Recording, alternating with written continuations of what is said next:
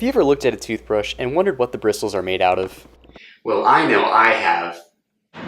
Nylon, also known as polyamide, is a materials that we use every single day, such as the bristles in your toothbrush, or the fabric in your umbrella, or even the seatbelt in your car. You're probably wondering how nylon is made. Well, let me show you. Nylon is a synthetic polymer, specifically a type of polyamide. It is created in a type of reaction called polymerization. Polymerization is a chemical process by which smaller molecules, known as monomers, join together to form a large chain-like molecule called a polymer. In this reaction, I am mixing 10 milliliters of 1,6-hexane diamide and reacting it with 10 milliliters acetyl chloride. The result is nylon 610. This reaction forms a long polymer chain while releasing hydrochloric acid as a byproduct. But you can't just mix any two monomers together and expect to get nylon. To build these long polymer chains, the monomers need to have a specific reaction group. One monomer must have an adenine group and the other must have an acid group. And some types of nylon can be created from one type of monomer, such as the production of nylon 12, in which monomers of 12-amino decanoic acid link to each other.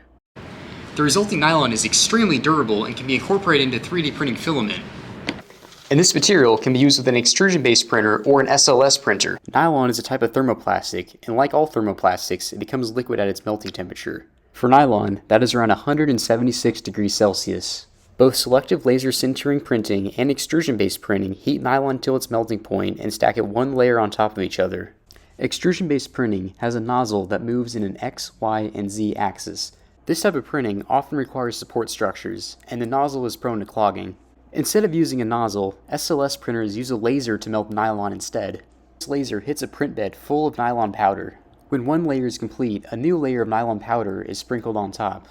The major advantage to SLS printing is that no support structure is required. Nylon is not the only 3D printable material. PLA is a very common alternative.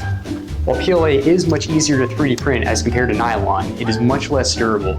Let me show you what I mean. The three main types of strength is compressive, tensile, and shear strength. In this study from 2024, 9 popular 3D printed filaments had their tensile strengths tested. The data from this experiment was graphed on a stress-strain table, and as you can see, nylon or polyamide was quite the outlier. This graph shows that nylon has the greatest toughness as it has the largest area under its curve. The article even said, quote, "Polyamide exhibits a noteworthy characteristic as it required an extended duration before it experienced failure, more than 50 millimeters of elongation, signifying its superior resistance to tensile forces." To further illustrate this point, I 3D printed 2 identical hooks, one out of nylon and the other out of PLA. Let me show you the strength of nylon. I gave him the PLA hook. This is actually the nylon hook.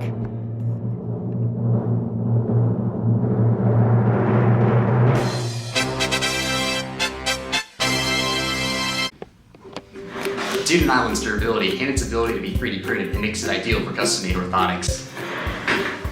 Such as this Evoke brace. Every single Evoke brace is custom-made to match every patient's anatomy. This brace is created by taking a scan or cast while weight bearing. The Evoke brace is primarily used to relieve the symptoms of osteoarthritis. It can also reduce genu-varum or genu-valgum deformities, as well as reduce medial-lateral knee instability. Another 3D printed nylon brace is the Icarus Ascender. This brace is shown to significantly reduce knee pain in patients studied. It is great for patients with osteoarthritis, nerve or stroke damage, sports injury, or need for post-operative care. Fun fact, Icarus actually purchases their Nylon 12 directly from HP. Yep, that HP, the same one that makes your printer ink. Knee orthotics are commonly casted for with a fiberglass wrap. However, Icarus made an app that allows you to take a scan of a patient with your phone. Really, if you have an iPhone 10 or newer, you can take a scan with your phone and send it to Icarus. Icarus will then 3D print your custom-made nylon brace and send it to you in the mail.